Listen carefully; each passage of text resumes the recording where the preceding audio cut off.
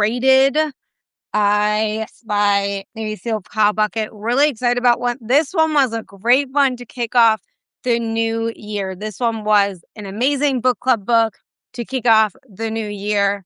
If any of you guys have joined me and been reading this book, I would hear from you guys in the comments. Let me know what you thought about it. I like, first of all, I thought today was Friday. I sent out on my Friday email, this is how much I need this book because I'm leading a team.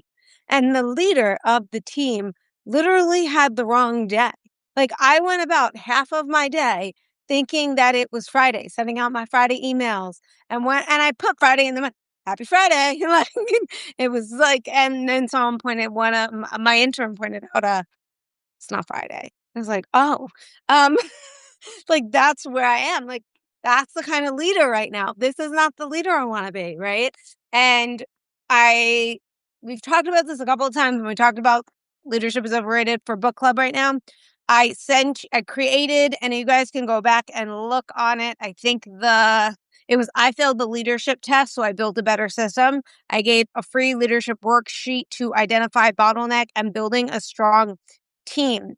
In that worksheet, and this is what Kyle talks about in the beginning of the book, he talks about killing the leader, right?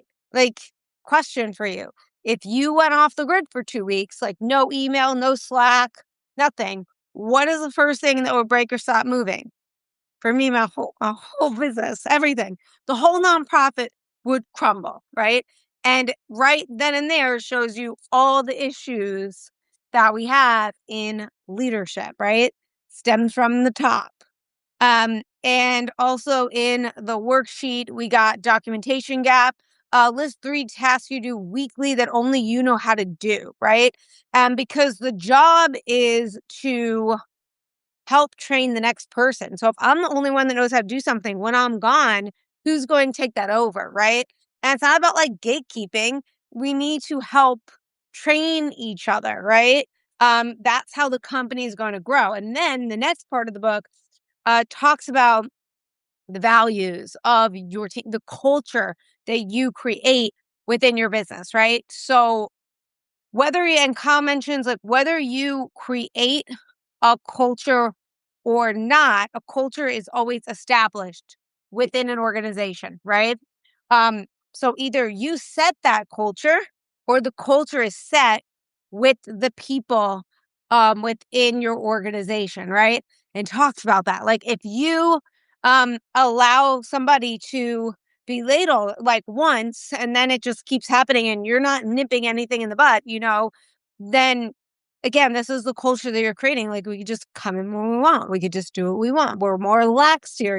People aren't going to be, I guess, I don't like the word working hard because I feel like you could still work hard if you come late, but not, I know they're loose guidelines, right? So when you need everyone to buckle down, well, you already set really loose guidelines. So how are people supposed to take that seriously, right? So I started writing down what are the values of the company, for EmpowerLit, right? What's the culture that I want to create? They mentioned, I think Richard Branson was mentioned in the book on how he wanted a really fun culture within his environment, So what kind of culture do you want within your organization? Which I thought was really interesting. So I really had to sit down and really figure that out for what I want for EmpowerLit, because last year when I was running my nonprofit EmpowerLit, I had a board and I've mentioned this before, I had a board and I've had some volunteers. Volunteers fell off the wayside because I had no idea what to delegate them to, right?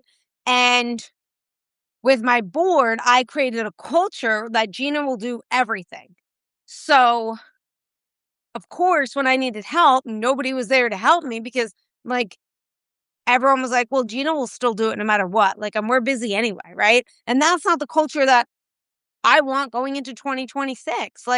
If we're going to raise money and be successful within this year, especially with the programs and the camps that we're putting on, we need to work together as a team. And Gina, team leader, needs to delegate. Now, one cool thing that I particularly marked, the one thing also I like about this book is like, yes, you can read it linear, but you can also read it unlinear where like I sometimes just like open the book and just like read like a part of it. And this part I just happened to read was about empathy and practicing or dealing with different communication styles. Gosh, that was a good one. How does communication work? Dealing with different communication styles. Like there and the thing that they talk about is like working to understand each other because everybody has different communication styles in general, right? You can't expect them to conform to you, okay?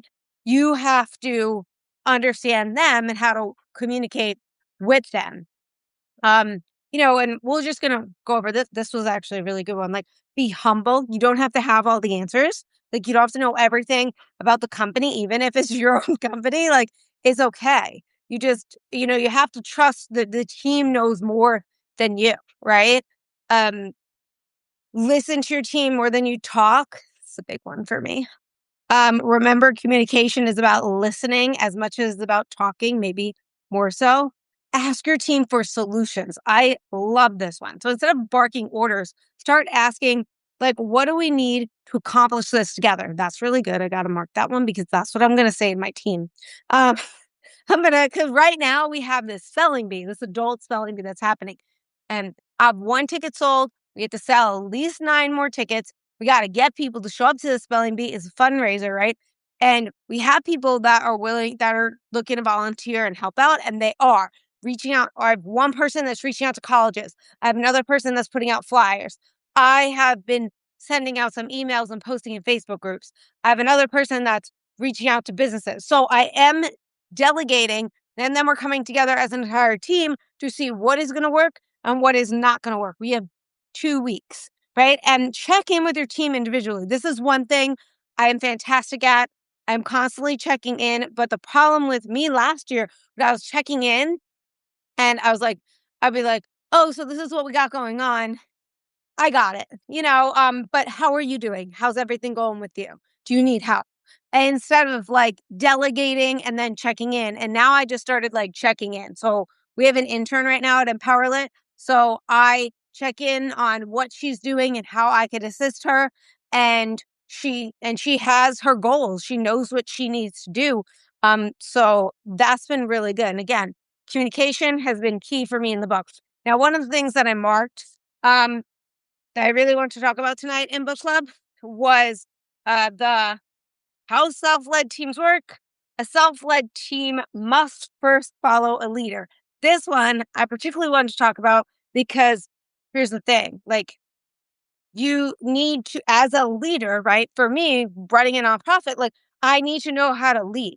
I can't delegate to people if I have no idea like where we're going or what we're doing. And last year, I think that was the biggest challenge for me because running this nonprofit was also new to me. I had no idea what I needed help with. I didn't know what we were doing. We had this one program in place, which is our author visits, which is our main program. But when it came to throughout the year, I was testing out different fundraisers. I just would have an idea and I would execute it. But the thing is, like this year, we know, okay, that fundraiser didn't work. We're not doing that again. That fundraiser worked. We're going to do it. Now it's the one we're going to do is Battle of the Cakes. Very popular. So September is when Battle of the Cakes is going to be. February, next month, we're getting a committee together, 5 to 7 people. Each person on the committee is going to have a job. Since we already did Battle of the Cakes, Gina, the leader who has done this before, right, has put together how much this cost, what we need, who our contacts are, etc. So I know, okay, we need a band. This is the band. We need a DJ. This is the DJ, one or the other, right? Whichever one's available. We need a kid zone, right? Here are some kid zones. Oh, here are some people that would sponsor the kid zones.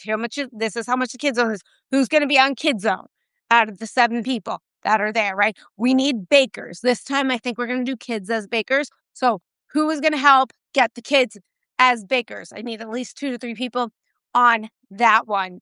Things like that. Okay, this is the trophies that we're going to be ordering.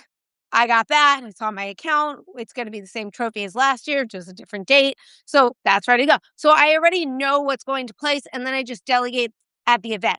Very hard for me when I had no idea what I was doing and I was starting from scratch. And the people that I brought onto my team, really important because we just talked about this too, is that didn't know what they were doing either, right? No one had experience. And I should have brought people on my team that had experience with running a nonprofit, someone who has educational experience with literacy and the program that we were bringing into the schools and all that stuff. I should have developed that better than what I did. And again, that's on me, the leader. Well, this book is so fantastic, really helping you within your organization, like just level up your game. So that way your company can move on without you because that's your legacy, right? That's your legacy. And you want it to move on without you. You know, you want to be able to take a vacation. You want to be able to know, like, I trust these people. And I will say, I think that was a big thing for me too, is like trusting my team because another thing that I struggle with is that I am a high performer and a high achiever. I get things done. I get things done very, very. I'm a New York minute. My life is a New York minute.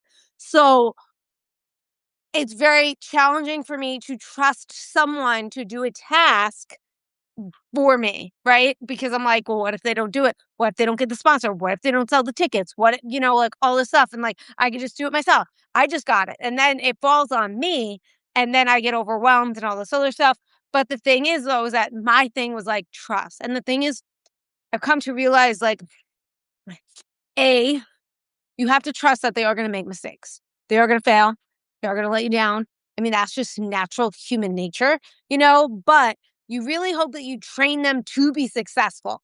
That's the key, though, is you as a leader training them to be successful. I had an interview with someone the other day who's interning for EmpowerLit, and I mentioned, what are your strengths and what are your weaknesses? What do you want to do for the nonprofit in about how can you be an asset to us? And this person was like, I'm amazing at organization. And I'm like, oh my God, we have kids camp, teen camp, the program, fundraising, grants. I need an organizer. I need this kind of help. And she's like, I cannot make phone calls. That is not I cannot do that. And you know what? I have 2 other volunteers that can do that. No problem. So I knew like for her, this was the place to put her. But also sometimes for myself, I always feel like there might be a volunteer that might want to do something. And I'm like, I could just do that. Probably don't need that volunteer. It's like, no, no, no. Take her up on that. She might be better at than you. She might be stronger at than you, or you guys can work together or learn. But that way I learned to delegate. That was my biggest thing in learning how to um, excel in the nonprofit and how we could work together as a team by me delegating and just allowing their strengths to shine to keep the nonprofit alive and doing well. And we will find out at the end of the year how well I do as a leader because we're hoping that we we hit all of our author visits that we're supposed to do, 50 a year. We do our kids camp. We get that special forces teen camp going on that we're putting together. So those 3 things, and we triple our money.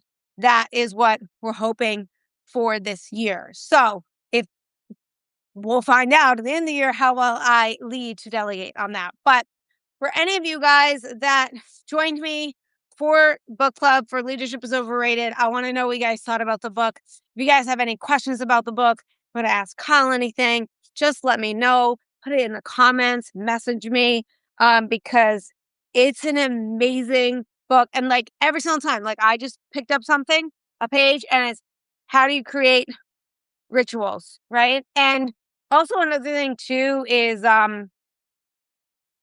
within your business. Everything is within your business, okay? Which I think is pretty awesome. And that's what I'm working on with the nonprofit. I'm trying to get us to come together, especially when the nonprofit is online. Like I have my volunteers that are local, but how do I now create a group where we can have our own rituals, where we have this bond, because where we, are when you go through hard things together, you have a bond, but how do you go through hard things together when when you're online, essentially, right? So there's so much in this book, and I just keep using it frequently. Like I just turn the page or just open the page and I just start reading and looking at it. I just want to know more from you guys on what you guys thought about the book. If it's been a game changer for you, it's obviously, as I mentioned, it's been a game changer for me. And thanks for joining me for book club. And don't forget, if you're like, where do I start? Start at, well, obviously in the beginning, but like go to I failed the leadership test, so I built a better system. Download that worksheet, kill the leader and cultural audit, and definitely do that. Then what I recommend is do your values and culture. What are the values of your organization or business? What is a culture? And if you don't know the culture they mentioned, start asking. Talk to the people that you work with. What is the culture that you guys have here? What kind of culture do you think we got?